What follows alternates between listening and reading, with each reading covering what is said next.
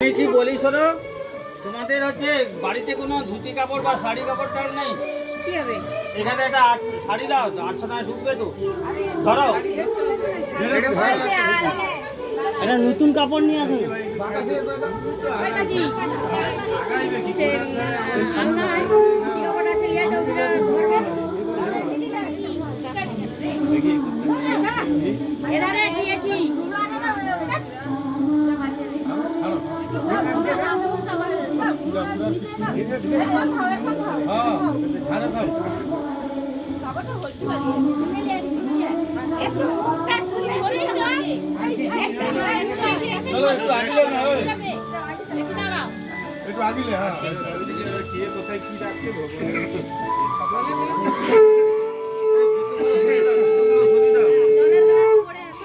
কাপড় ধরো না, কাপড় ধরবে তো।